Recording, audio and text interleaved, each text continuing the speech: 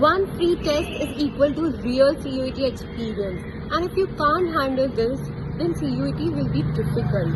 Yes guys, मैं बात कर रही हूँ फ्री ओलंपियाड जो हमारे कॉमर्स वर्चुअल CUET ऐप में हो रहा है, ठीक है, जो आपको जल्दी जल्दी जाके मॉक दे देना चाहिए।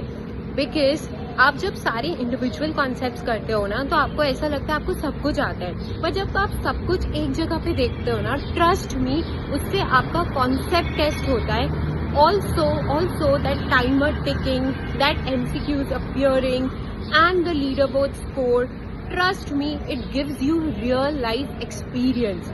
एंड आप नहीं चाहते ना कि आपका मेन एग्जाम में कुछ ब्लंडर हो, इसलिए एक मॉक दो अपने लिए एंड अपने मस्त CUET स्कोर के लिए, ठीक है। So do visit our commerce virtual CUET app and appear for the free olympiad. All the best.